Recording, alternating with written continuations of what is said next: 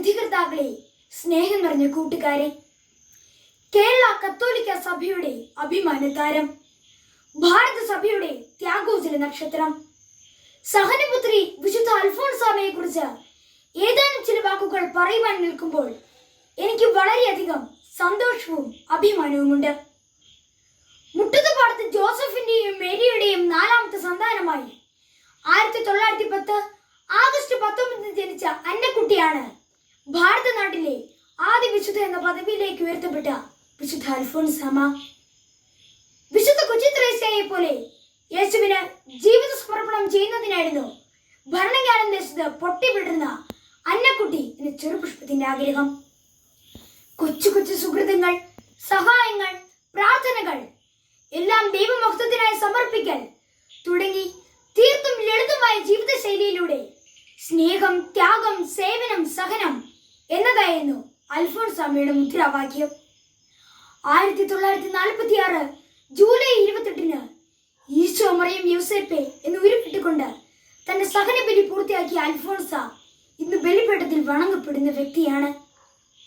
ഒരു സമൂഹത്തെ മുഴുവൻ കാർന്നു തിന്നാൻ പോകും വിധം സമൂഹത്തിന്റെ അടിത്തട്ട് വരെ ആഴത്തിൽ വേരിറക്കി സമൂഹത്തിന്റെ ചോരയും നീരും ഊറ്റിക്കുടിക്കുന്ന മാഫിയകൾ തഴച്ചു വളരുന്ന ഈ കാലഘട്ടത്തിൽ ഏവർക്കും ദുഷ്കരമായ സഹനബാധ സ്വീകരിച്ച വിശുദ്ധ അൽഫോൻസാമയുടെ സഹന ജീവിതം ഏറെ പ്രസക്തമാണ്.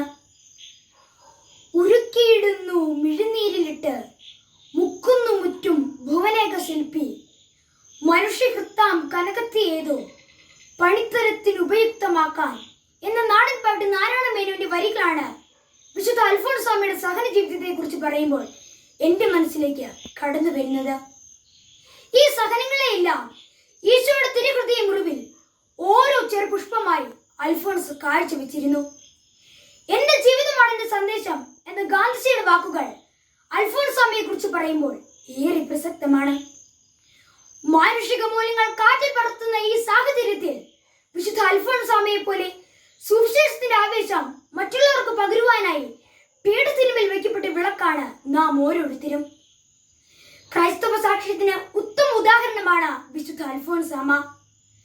ജീവിതത്തിലെ നിസ്സാര കാര്യങ്ങൾ തീക്ഷ്ണമായ ദൈവസ്നേഹത്തെ പ്രതി ചെയ്തുകൊണ്ടും മാനസികവും ശാരീരികവുമായ പീഡകൾ സഹിച്ചുകൊണ്ടും ജീവിതം ബലിയായി അർപ്പിച്ച വിശുദ്ധ അൽഫോൻസാമയുടെ മാതൃക നമുക്കും പിന്തുടരാം എന്ന ആഹ്വാനത്തോടെ എന്റെ എളിയ വാക്കുകൾ ഞാൻ ഉപസംഗ്രഹിക്കുന്നു.